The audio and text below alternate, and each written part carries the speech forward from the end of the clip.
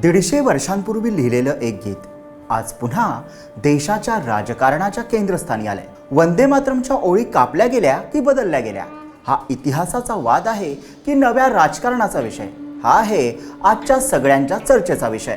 भाजपचा आरोप, नेहरूंनी वंदे मातरम मधून देवी दुर्गेचं स्तोत्र काढून टाकलं आणि वंदे मातरमला आज 150 वर्ष पूर्ण होत असताना मोदी सरकार त्याचा पूर्ण आवृत्तीसह उत्सव साजरा करते।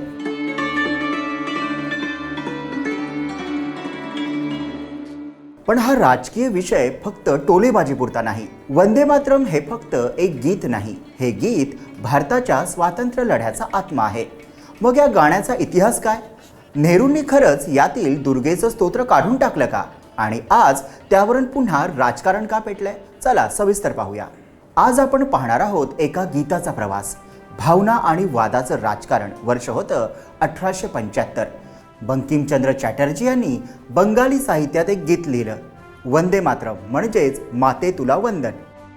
हे गाणं पहिल्यांदा बंगदर्शन या साहित्यिक नियतकालिकात प्रकाशित झालं। नंतर त्यांनी हे त्यांच्या प्रसिद्ध कादंबरी आनंदमठमध्ये 1882 साली समाविष्ट केलं। आनंदमठ ही कथा होती एका संन्याशाची, ज्यांनी आपल्या मातृभूमीला देवीचं रूप मानून तिच्या मुक्तीसाठी शस्त्र उचललं। त्यामुळे वंदे मातरम हे फक्त गीत नव्हतं, तर एक धर्माचं रूप घेतलेलं राष्ट्रभक्तीचं प्रतीक बनलं। आणि हाच विचार नंतर भारतीय स्वातंत्र्य लढ्याचा आवाज ठरला। 1896 मध्ये रवींद्रनाथ टागोर यांनी हे गाणं काँग्रेस अधिवेशनात गायलं आणि तेव्हापासून वंदे मातरम हा घोष संपूर्ण देशात पसरला।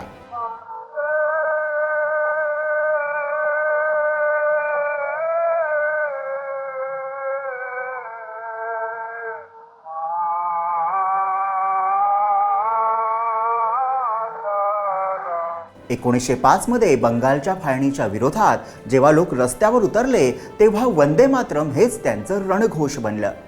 शाळांमधून, कॉलेजांमधून, सभांमधून सर्वत्र हा घोष घुमू लागला। ब्रिटिश सरकारला हा घोष भयभीत करत होता। त्यांनी आदेश काढला, शाळा कॉलेजात वंदे मातरम म्हणणं बंद। रंगपूरमध्ये 200 विद्यार्थ्यांवर प्रत्येकी 5 रुपयांचा दंड झाला, कारण त्यांनी शाळेत वंदे मातरम म्हटलं होतं। परदेशातील वंदे मातरमचा प्रभाव होता। 1907 मध्ये भिकाजी कामा यांनी स्टटगार्टमध्ये भारतीय झेंडा फडकवला, त्यावर लिहिलं होतं वंदे मातरम। देशात आणि देशाबाहेरही हे गाणं स्वातंत्र्याचं प्रतीक बनलं। इथून पुढे सुरू होतं ती वादाची कथा, ज्यावर आजही राजकीय आरोप प्रत्यारोप होत आहेत। 1937 साली काँग्रेसचं फैजपूर अधिवेशन झालं, तेव्हा पक्षाध्यक्ष होते जवाहरलाल नेहरू। या अधिवेशनात ठरलं की वंदे मातरम हे काँग्रेसचं राष्ट्रीय गीत म्हणून स्वीकारायचं, पण मूळ गाण्यातील काही कडवी काढून ज्यात देवी दुर्गेचं वर्णन होतं तो भाग वगळण्यात आला। फक्त पहिल्या 2 कडव्यांना अधिकृत मान्यता दिली गेली। का? त्या काळात नेहरूंनी सुभाषचंद्र बोस यांना पत्र लिहिलं। त्या पत्रात त्यांनी म्हटलं, वंदे मातरम या गाण्यातील शब्दांचा देवीशी काहीही संबंध आहे असं मानणं ही एक मूर्खपणाची गोष्ट आहे।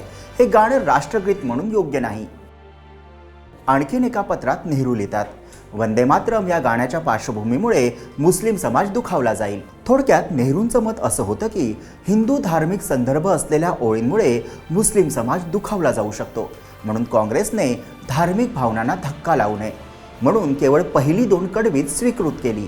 पण सुभाषचंद्र बोस यांना हा निर्णय मान्य नव्हता। त्यांचं म्हणणं, हे गाणं धार्मिक नाही, राष्ट्रभक्तीचं प्रतीक आहे, आणि त्यांनी मूळ पूर्ण गाणं वापरण्याचं समर्थन केलं।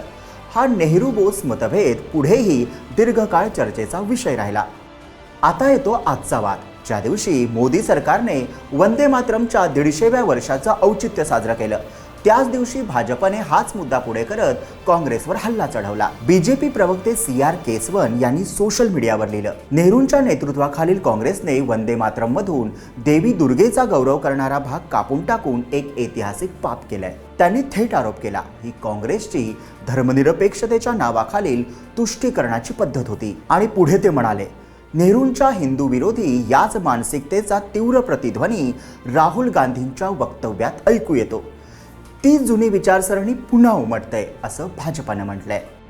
ते पुढे सांगतात, राहुल गांधींनी मार्च 2024 मध्ये म्हटलं होतं की हिंदू धर्मात शक्ती नावाची एक संकल्पना आहे आणि आम्ही त्या शक्तीविरुद्ध लढत आहोत। त्यामुळे भाजपचा आरोप नेहरूंनी जसं मातृशक्तीचा उल्लेख असलेलं गीत कापलं, तसंच राहुल गांधींनी शक्तीच्या संकल्पनेवर प्रहार केलाय।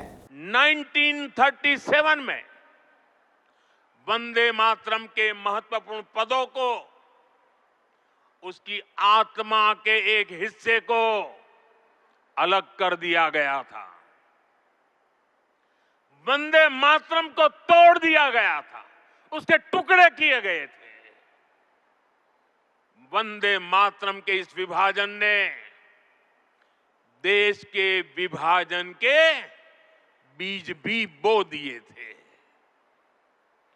राष्ट्र निर्माण का ये महामंत्र,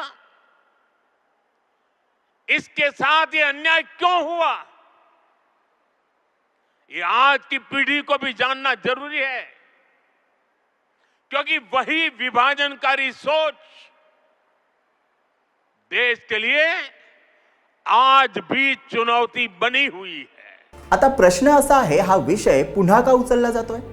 एका बाजूला भाजप म्हणतो हा इतिहास दडवला गेला होता, नेहरूंनी राष्ट्रगीताला धार्मिक कारण देऊन त्यातील भाग वगळला।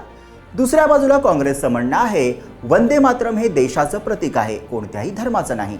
त्या काळात समाज संवेदनशीलतेसाठी हा निर्णय झाला होता, पण आज 150 वर्षानंतर हा वाद पुन्हा एकदा राजकीय चर्चेचा केंद्रबिंदू बनलाय।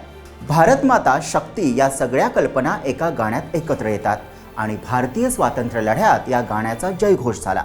त्यामुळे वंदे मातरम गीत प्रत्येक भारतीयासाठी स्फूर्ती देणारं आणि अभिमान व्यक्त करणारं गीत आहे।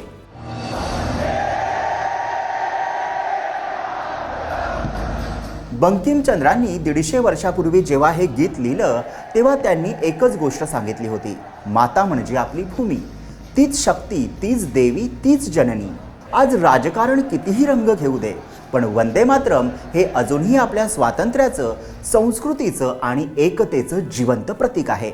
तर हा व्हिडिओ तुम्हाला कसा वाटला ते कमेंटमध्ये नक्की लिहा आणि व्हिडिओला लाईक करा, शेअर करा आणि आमच्या YouTube चॅनलला सबस्क्राईब करा।